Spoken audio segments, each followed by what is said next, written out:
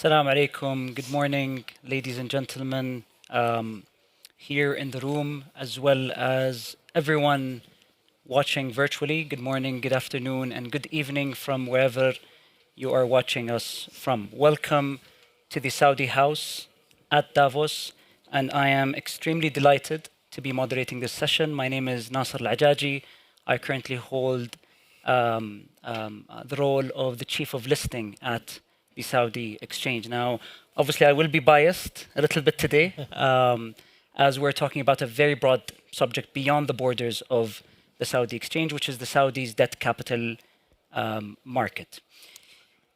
Since the beginning of the vision, there has been a long-term plan to develop the debt capital market. It's been a couple of years since the launch of the strategy, or this long-term strategy, hence the reason why we're calling it strategy to scale. I think the Saudi market today, and specifically the capital market and the DCM market component specifically, is at an inflection point where we want to grow liquidity for existing sovereign bonds and sovereign sukuks that are listed obviously on the Saudi exchange, in addition to unlocking the corporate debt capital market within the kingdom.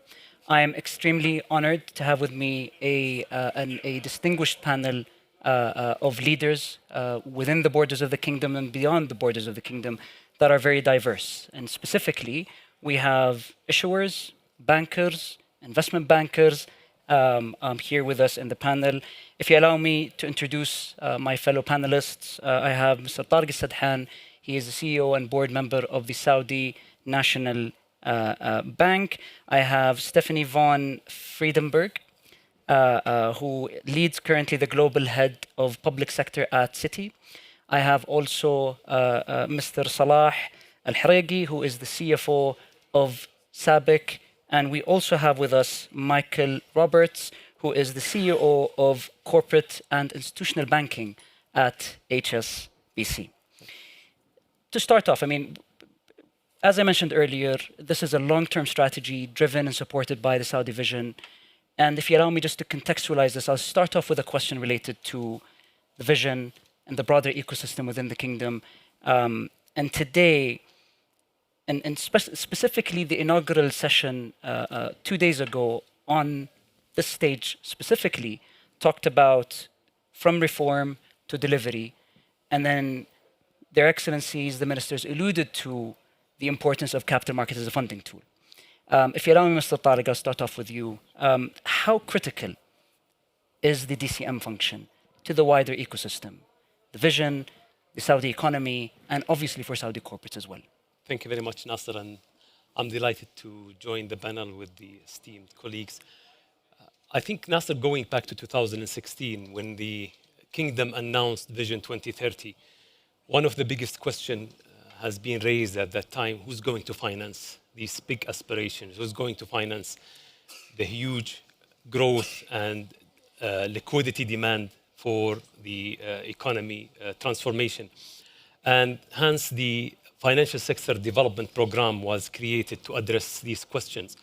And one of the strategic elements, yes, we know banks are ample with liquidity and will definitely continue supporting the economy and the growth, but we will definitely need a deep debt capital market to continue support the growth in the Saudi market. In the last 7, 8, 9 years of the execution of the Vision 2030, banks has extended significant support to the economy. Loan has witnessed a growth of around 14% CAGR.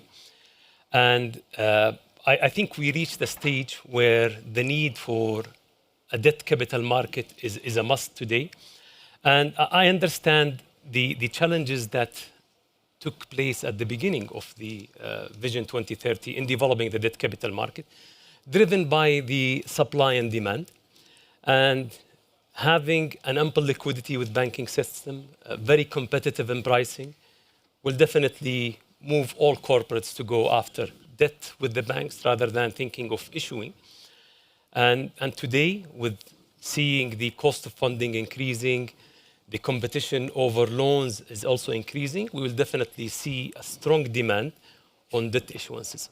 And I think what happened also in the last 7, 8 years from a development on the debt capital market, from the Capital Market Authority, I have to give you credit to Dawel, so that has really eased and enabled corporate to be able to issue debt faster, and also the maturity of the market has, from from a demand perspective, is also enhanced.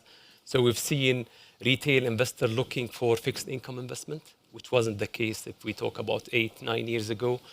So that whole ecosystem changes over the last 7, 8 years will definitely create a good momentum for an increasing debt capital market and increasing issuances in the coming years.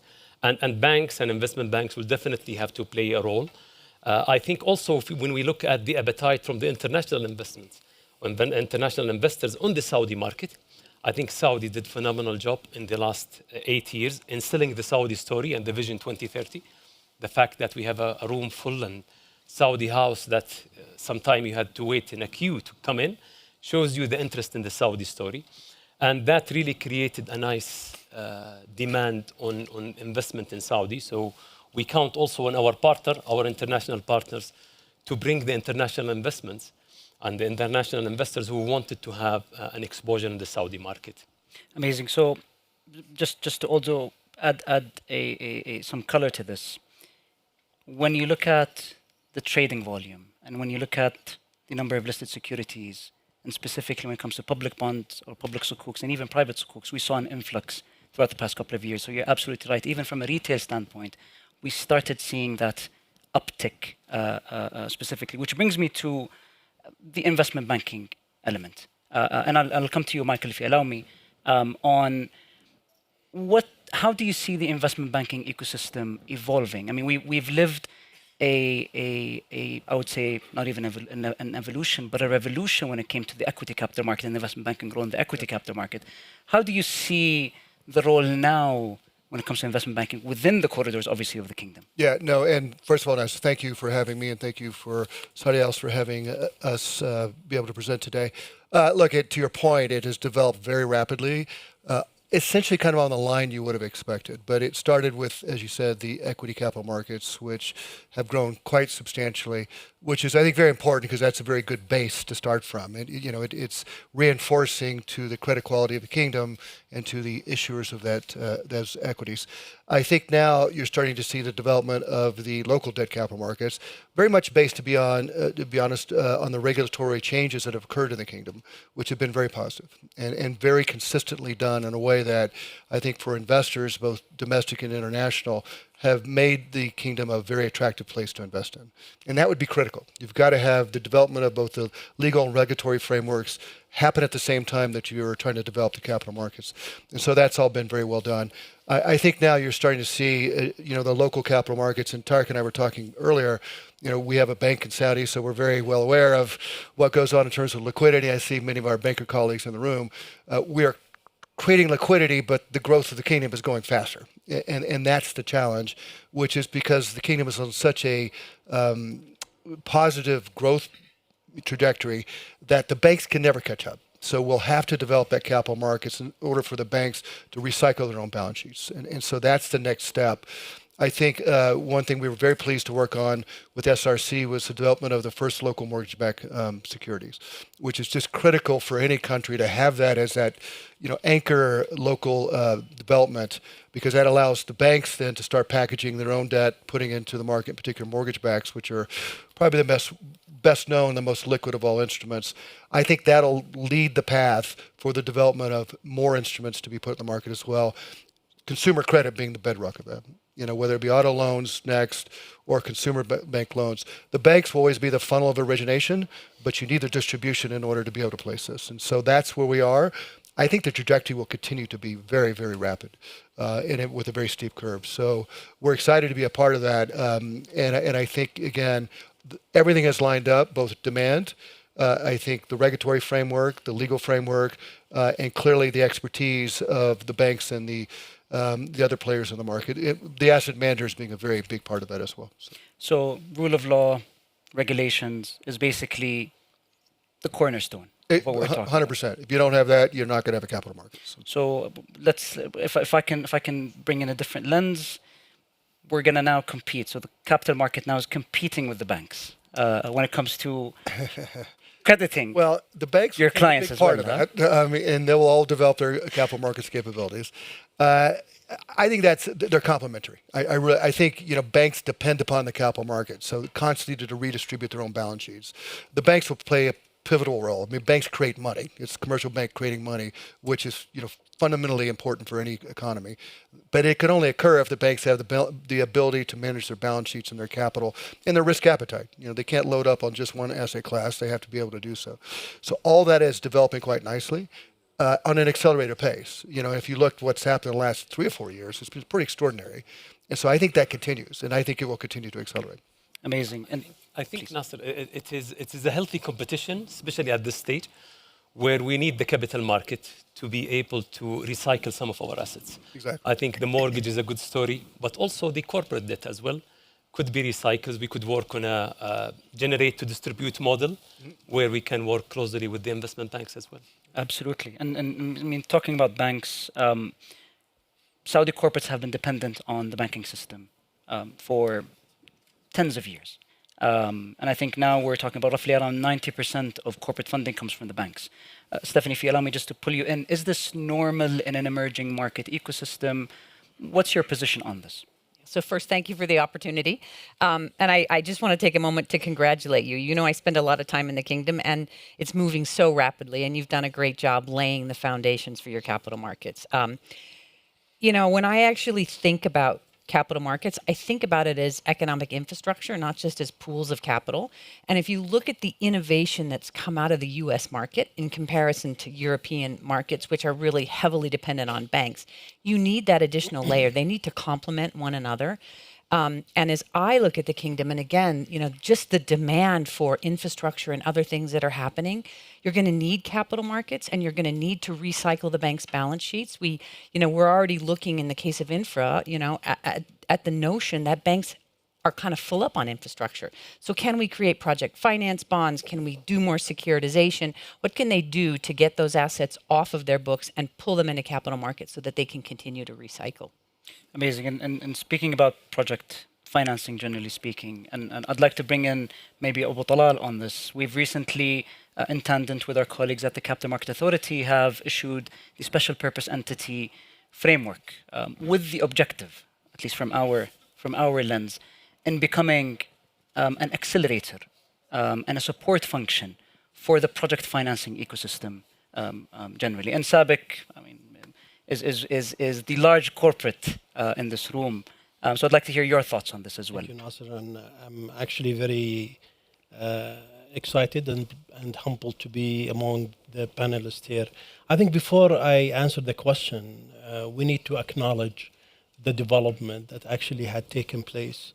And then in my mind, it was a transformation in developing and deepening the capital market.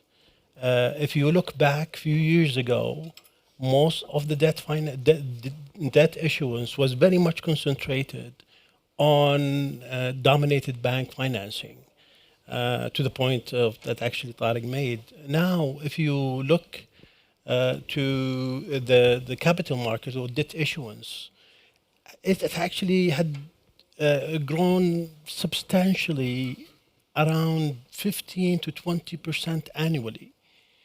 The quantum of debt, and it is actually diversified debt within the kingdom, had actually from 2020 to 2025 would actually doubled, actually 2.5 times.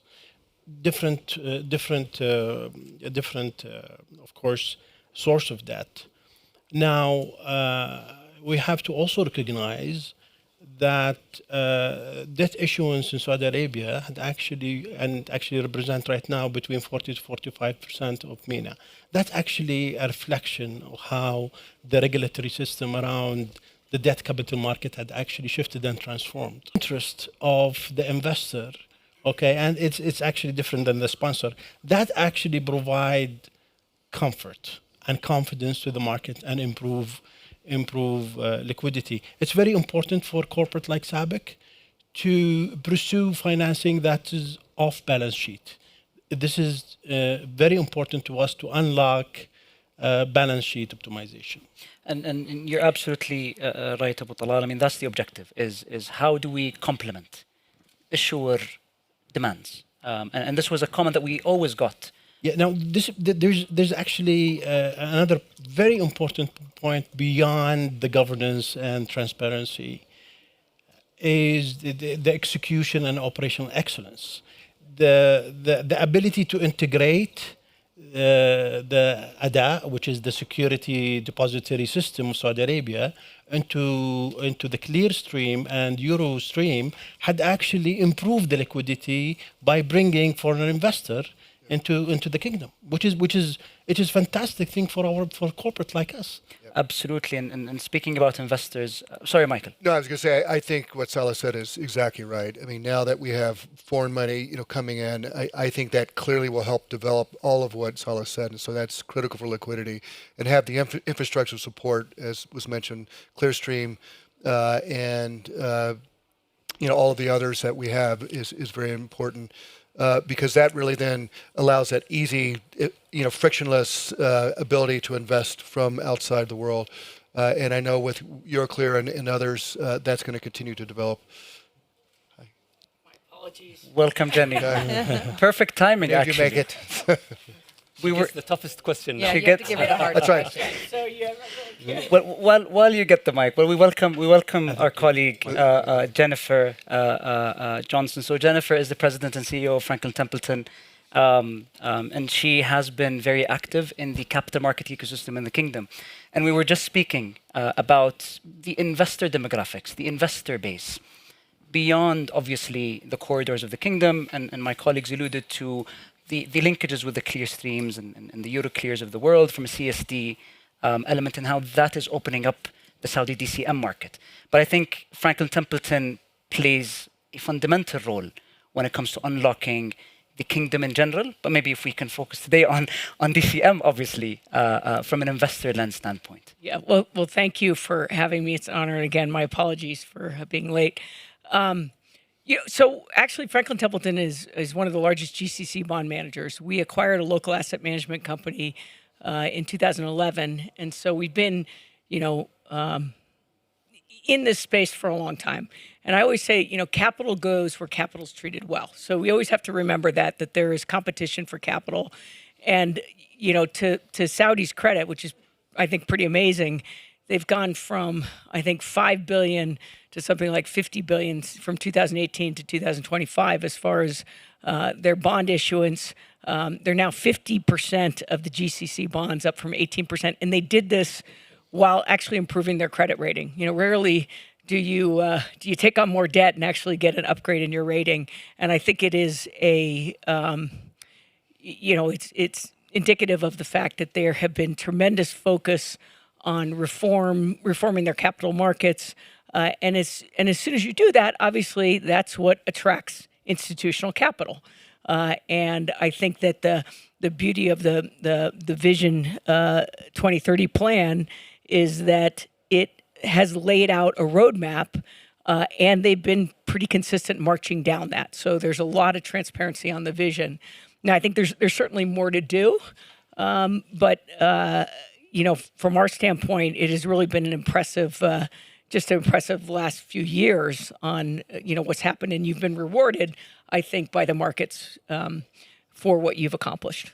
Absolutely. I mean, and one element that I just wanted to allude to as well is the kingdom being included in the watch list of the JP Morgan Bond Index as well, which will further stimulate that institutional inflow as well. So I do agree, which brings me maybe to the corporate bond market locally. I'll come back maybe to you, Abu Khalid, on this.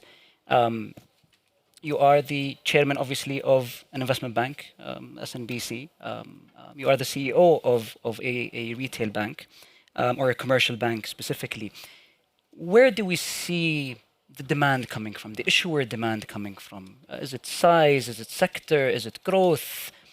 Look, I think the situation we are in today, we will start seeing middle market going for debt issuances. And that's driven by the continuous growth story in Saudi and the fact that banks will be very selective in the coming few years in where to extend their support. So I think the growth story is there. The liquidity needs for the banking sector will not be as available as in the last 8 years. So corporates needs to start looking for alternative funding sources. And debt issuances is definitely a great source.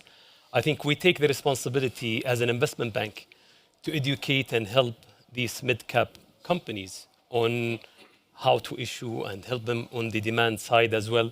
And I think from the demand side, we've heard international investors' appetite to go for it. And also the local demand is there. And I think the regulation in the last few years has improved significantly to make it much easier to go for mid-cap companies to go for debt issuances. And we'll definitely see more issuances coming from companies potentially have never issued in the past. So that's definitely coming.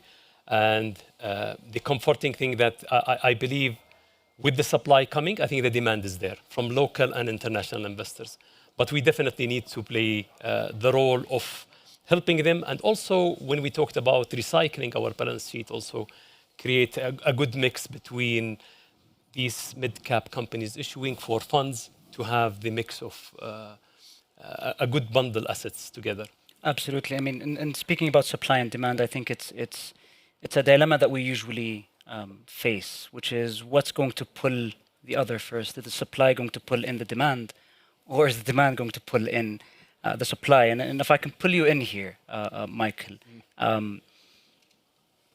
from an innovation standpoint, how do you see the investment banking ecosystem playing a role in this balance? Yeah, between- I think we'll continue to push and we'll continue to develop new products. We mentioned project bonds, which I think is very important given the intense amount of projects now being launched in Saudi. We've got to develop a longer term financing, therefore the curves need to get longer. And then with that, you've got to develop the risk management tools, which a lot of the derivatives and things of that nature. I think that's going to be the next step in the whole process. I think you'll look at different types of capital. So to be able to issue hybrid capital for a corporate was going to be very important to create a different, more diversified capital stack. So those are all things that I think are there. They exist today. I think with the speed that the regulation is developing, and the investor demand, all the ingredients are lined up. So I do think there'll be a bit of push and pull. So we hope corporates come to us and say, do something different. We need to manage our balance sheet differently or create different types of capital. We will do that. We'll hopefully go to Jenny's companies and she'll find the investor demand. So I think it's all there. I really do. There's nothing that would suggest that there's constraints other than the speed at which we wanted to all develop this. And we've got to do it thoughtfully, and I know the CMA will do so. We've got to make sure that we don't run too fast and, the rules, the regulations, and laws all line up. That is, I know, underway, and you're doing a lot of thinking about that. But I don't think there's a question of need, both from corporates, big and small, as well as the investor demand as well. Absolutely. I mean, and speaking about demand and innovation on both fronts, I think, Jenny, the role of ETFs have played a role actually in other emerging markets in accelerating and expanding the investor base. I just wanted your thoughts on this. You are a big player when it comes to the ETF market globally. So what I would say, if you look at what the mortgage-backed security market did for the U.S. in home ownership, it was massive. It massively changed home ownership. And, you look in Saudi with, the banks, I think in my briefing note, it said it's something like 120 loan to deposits, like 120%, and the capital requirements are potentially going up. So there's probably not a lot of room there. So it's going to be essential that you develop the capital market such that you can offload that from the bank's balance sheet. And in that, it becomes this just great cycle.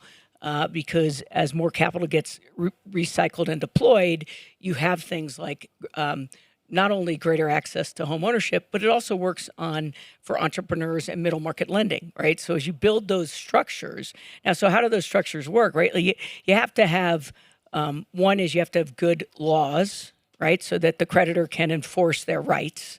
So you have to make sure that those are competitive.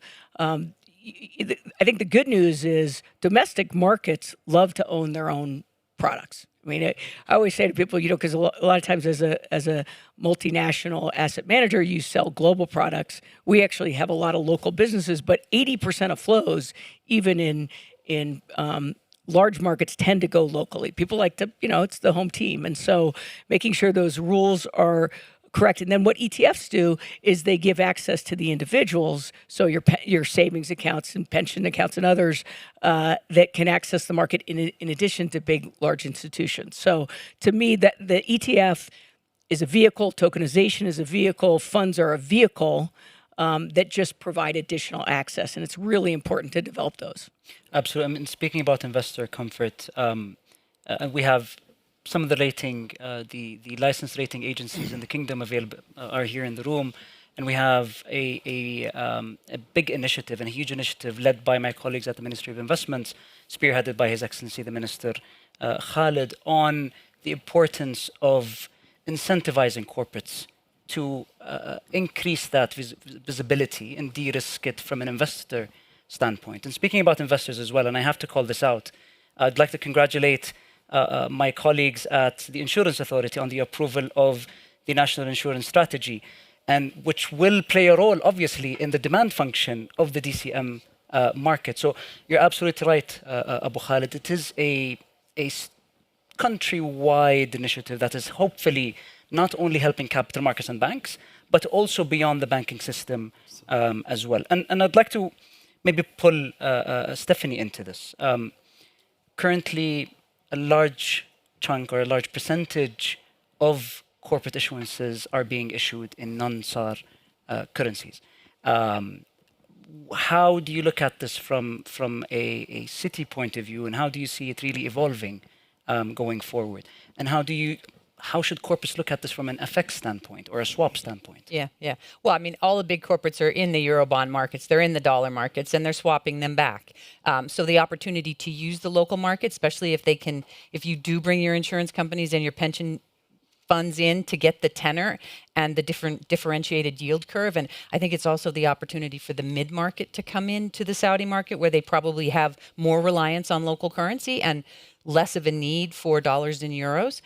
So, if you're a big corporate, it's really thinking about, what does my balance sheet look like, and what should I be funding in foreign currency, and what should I be funding in local currency? And I think you may find that the larger corporates use it more opportunistically, whereas your mid-market and your smaller companies are going to be looking for local currency. Amazing. And speaking about diversification of listed securities, our objective obviously is to create that yield curve. That yield curve will only come with a diverse set of issuances, 10 years, structures, etc. And I'm picking up on also another session that happened earlier in the week, which is Economies of the Future, fast forward to 2050 in the kingdom. And His Excellency the Minister of Economy and Planning alluded to the green element of this equation. And our colleagues at the Capital Market Authority also recently issued the Green Social Sustainable Framework. So I'd like to pull you in here, Abu Talal. SABIC is a big player when it comes to the ESG frame within the kingdom. How do you see this GSS framework evolving? We believe the guideline actually very much support Vision 2030 of the kingdom, in particular the green initiatives, and also support corporate like SABIC, which started the sustainability exercise, the journey, if you will, in 2014. And it was actually a very exciting journey, and in all measures, it was a very successful journey. And we have a target to be net zero by 2050, and we're very determined to reach this target. We are very much on track. But the journey started and had a transition from compliance, strategy, and then value creation. What I mean by this, sustainability for us is a license to operate. It is a competitive advantage, a competitor differentiator. And most importantly, it becomes a filter for our capital allocation, which is very important. So liquidity is required. The new guideline, which is actually at par, if not from my experience, even better than the international, international standard, had given both flexibility to the issuer, where we can maneuver and design different structured for our, capital related to sustainability projects and ESG, but also provided significant protection to the investor, which provide huge transparency, preventing from misuse of fund or greenwashing, what have you. That actually, for a corporate like SABIC, and I'm sure others, brought a lot of competitive advantage for us to pursue further our target when it comes to sustainability.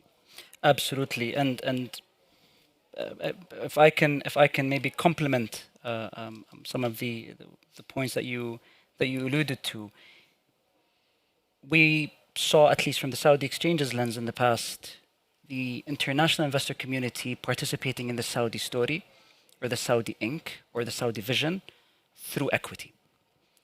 What we can say now, it's beyond equity as well.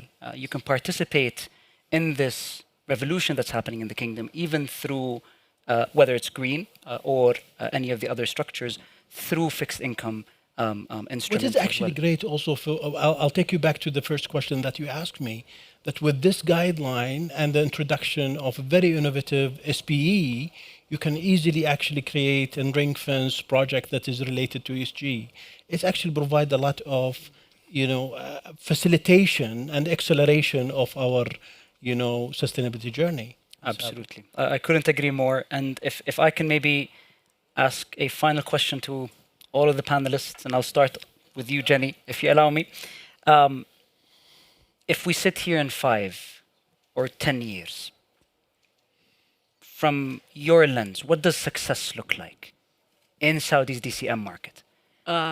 We got at least a AA rating.